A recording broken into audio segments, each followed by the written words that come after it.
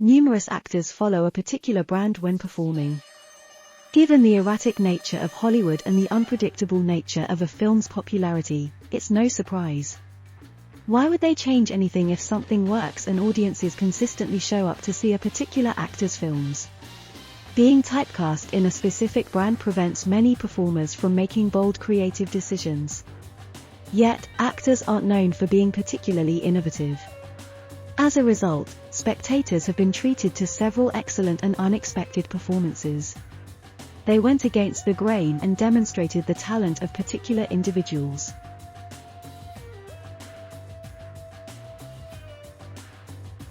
Will Ferrell does have a unique kind of humor, one that not many people enjoy.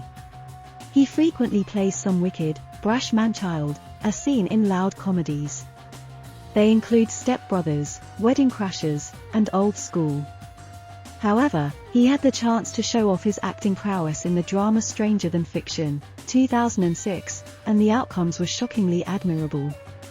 All the childlike traits of his previous roles had vanished, replaced with maturity, melancholy apathy, and a gloomy attitude toward life.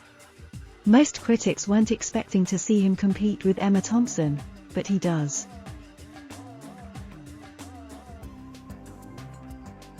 Robert De Niro developed a reputation as a tough guy actor for much of the 1970s and 1980s. Therefore, he frequently worked with director Martin Scorsese and played anti-heroic gangster characters. This includes frequent roles in violent, gloomy movies. Unfortunately, he was getting older in the 1990s, and his reputation as a fierce guy was waning. Thus, De Niro switched to comedies like Meet the Parents.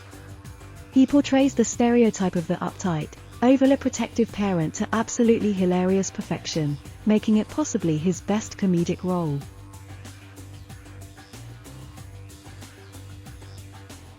Superbad from 2007 launched Jonah Hill into the spotlight and cemented his reputation as one of Hollywood's funniest leading males.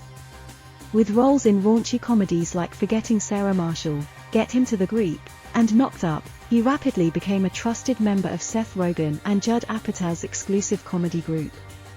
Hence, it was strange to learn that he appeared in a drama alongside Brad Pitt, and some fans were wary. Yet, Hill showed his dramatic prowess in Moneyball, earning him his first of 2 Best Supporting Actor nominations for the Academy Awards.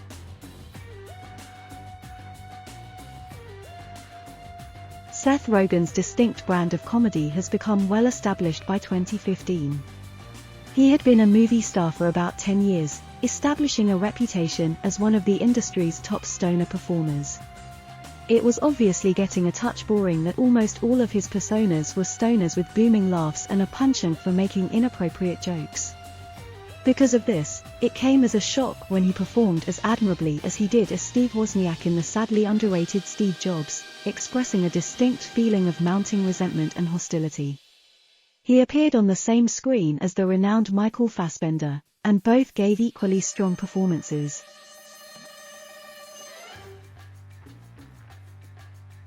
By 2014, Steve Carell had a friendly style of comedy that he had maintained. While he ventured outside his comfort zone for Little Miss Sunshine, his horrific performance in Foxcatcher garnered much attention.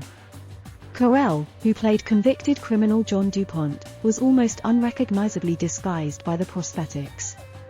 He captured the unpredictability and steadily deteriorating mental state of DuPont before erupting in a horrendous act of violence. For once, Steve Carell was frightful, giving fans a much-appreciated surprise.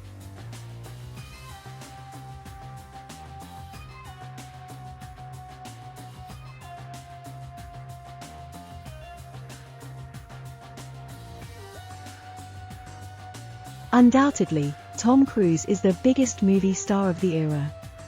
From the 1980s until the 2020s, he was highly busy, usually playing some amiable, no-nonsense action hero capable of amazing athletic feats.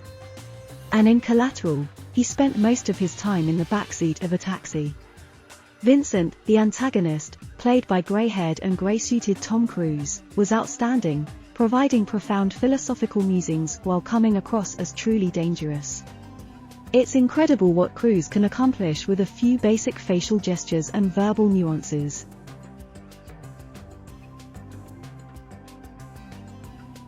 One of the most successful entertainers of the 1940s and 1950s, Henry Fonda, was known for portraying noble and courageous characters.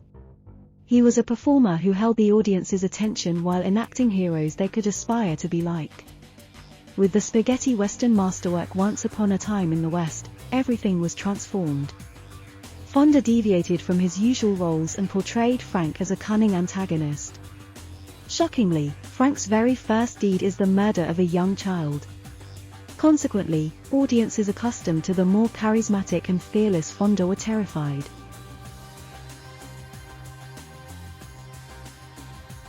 Bill Murray has a famous career that spans decades.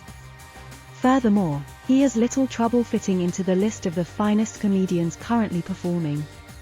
He frequently portrayed characters who were caustic and very unlikable. Yet, they still had an underlying sweetness that usually came to the fore. In Lost in Translation, he showed restrained maturity by portraying a silent, aimless man going through a midlife crisis. Murray received his lone Academy Award nomination for the part because he was endearing and empathetic at the same time.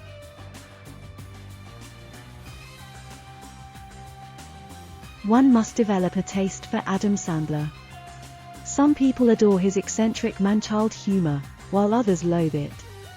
An Adam Sandler comedy may usually be identified by its absurd plots, the profusion of fart jokes, and the presence of Sandler as a loud, irritating character. Therefore, to think he has collaborated with a director like Paul Thomas Anderson is astounding. Because Sandler's acting in Punch Drunk Love was the complete reverse of everything he stood for once, viewers might regard him as a mature, complex adult character.